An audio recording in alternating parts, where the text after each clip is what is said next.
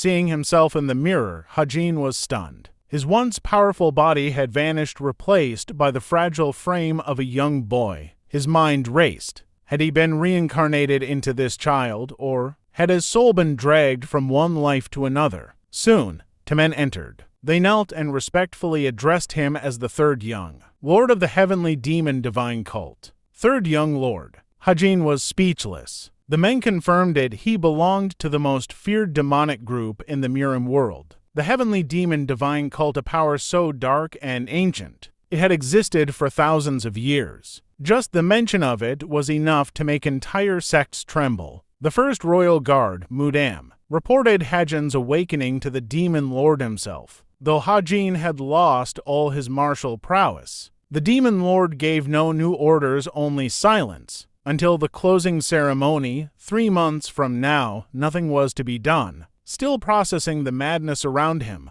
Hajin struggled to believe it. Had he truly been granted a second life, only to wake up in the very heart of a demonic cult? But panic would do him no good. He resolved to stay calm, gather information, and plan his next move. Elsewhere, a boy hiding in the rafters had overheard the news. The Third Young Lord had awakened, and with that, a new blood-soaked succession war would soon begin. The monstrous demon has returned, one whispered. The next day, Hajin stepped out of his room. He felt trapped, surrounded by danger, yet too weak to run. His new body was roughly 8 years old, but his meridians were damaged and clouded with demonic energy. If he was to survive, he had to rebuild himself from scratch. Sitting cross-legged, he began using the boundless technique of martial art he had perfected in his past life, combining insights from the 9 sects. Though his body was unfamiliar, the technique was his lifeline. Time passed. Hajin's recovery was faster than expected. Though no one visited except for the doctors and one trembling maid, they all feared him. Apparently, the Third Young Lord had been infamous, a violent troublemaker. 3 months later, the Fourth Young Lord questioned the doctors. He had been told Hajin would never recover, and yet he had, suspiciously well. While training, Hajin received a bowl of herbal medicine, but as he took a sip, he noticed something, a blood parasite floating in the tea. In an instant, a man appeared and declared that betrayal would never be forgiven, that even in death, Hajin would never escape the righteous Heavenly Alliance. Then the vision vanished. The maid's voice brought him back to reality. It had all been a hallucination. Soon after, a confident girl entered his room uninvited. Hajin didn't recognize her. She smiled and said he looked better than expected. He panicked. Was she dangerous? He made an excuse and tried to leave, but 2 guards blocked the door. The girl hung urine, ordered them to stay out. She wanted a private talk. Soon after, Manwha arrived to inform Hajin that the carriage was ready. The Demon Lord's palace had summoned him. But what awaited him wasn't a simple meeting. The demonic judgment pavilion stood atop a towering mountain, isolated, imposing, and far from civilization. The climb was grueling. Guards stood on every level, their presence suffocating. It reminded Hajin of the time he'd been trapped in the inescapable formation during his days in the righteous Heavenly Alliance. The place radiated danger. He knew one mistake could cost him his life. At last, he reached the pavilion gates but was surprised. It didn't look like a place of judgment at all. Inside, he stepped into a vast garden blooming in spring, even though it was winter outside. An illusion, he thought. An incredibly advanced formation. It looked exactly like the dream he'd once shared with his friend. A peaceful place with green fields and fresh air. Then, something even stranger happened. A pavilion appeared out of nowhere. It hadn't been there a moment ago. And inside sat the Demon Lord himself.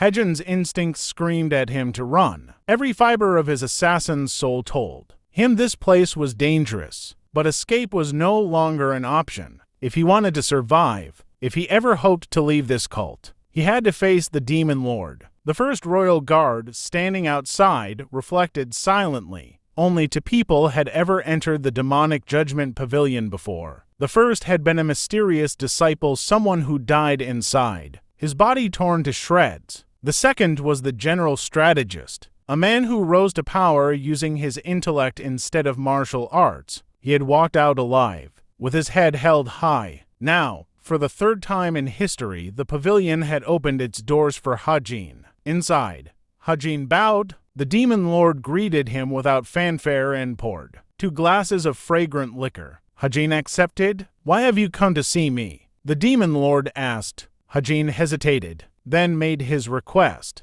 "I would like to leave the cult, just for a while to get fresh air." But the demon lord narrowed his eyes. "Are you giving up because of your weakened body? Or is this the limit of your will?" Hajin quickly tried to backtrack, claiming it was not a permanent departure, just a temporary retreat to regain strength. The demon lord seemed unimpressed. "If you understand your duties as a disciple, you would not appear before me in such a pitiful state." For a moment, Hajin feared he'd been exposed, that the demon lord could see he wasn't truly Seoric. But nothing happened. The demon lord simply told him he'd send someone to meet him in 3 days. After Hajin left, the demon lord summoned the royal guard again. "Something's changed in him," he said. "He no longer reeks of venom. He carries a magic pearl now." The royal guard was stunned. The demonic judgment pavilion wasn't merely symbolic. It was a formation of judgment, one that revealed the true state of a person's heart and soul. If Hajin had held evil intent, the pavilion would have destroyed him instantly. Only the demon lord could control such a formation. Now, the lord had made his decision. Withdraw the elders. Send the 3rd young lord to the solitary bamboo grove. Hajin's new location was far worse than he imagined. The solitary bamboo grove was remote, eerie, and filled with strange beasts. He cursed the demon lord for sending him here and raged at the injustice of it all. But behind him, a guard named Donald appeared, warning that such disrespectful words against the demon lord were punishable by death even for young lords. Hajin dismissed him, but Donald bowed and pledged loyalty as Hajin's personal protector. He was a high-ranking member of the cult, the 3rd leader. Great, Hajin thought. Another jailer. Reality settled in. Hajin was stuck here. No matter how much he cried, cursed, or schemed, there was no escape, not yet. The heavenly demon cult ruled by the law of the jungle. Strength was everything. If he wanted to leave, he would need power. No more tricks, he thought. No more pretending. I'll carve my way out with strength or die trying. 3 days passed.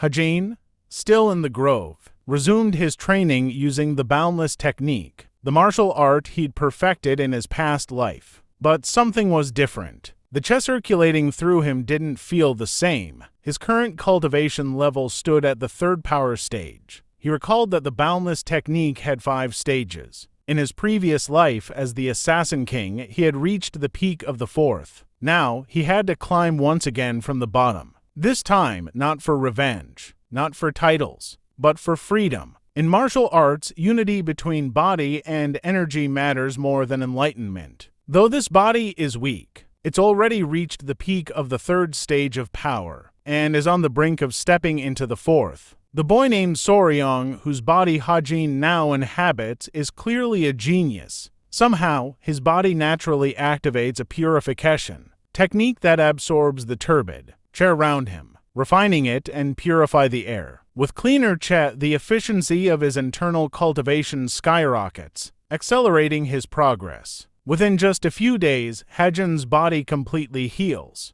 The damaged veins and battered organs are now healthier than ever, more youthful than his body's actual age. Life in the solitary bamboo grove becomes smoother. His once discolored hair darkens, a sign of his chi blockage fading. For Hajin, life in the village was strangely peaceful. He slept well, ate well, and much of that was thanks to Dongpil's incredible cooking. But beyond comfort, something more important had returned. The abilities he once wielded in his previous life as the Assassin King. Back then, he had unlocked a rare skill known as hyper sensation, an instinct born from countless brushes with death and sharpened through years of survival in the shadows. It was an awareness so keen, so refined, that even without turning his head, he could feel every shift in his surroundings, and the martial art that amplified it was the heavenly net sex power, a technique that pushed the 5 senses beyond the limits of any beast. He hated himself for adapting so well to a place like this. From behind the bamboo grove, Dong Pil's voice called out. Your meal is ready, please come inside. Hajin smirked. So you've been hiding there this whole time. Fine.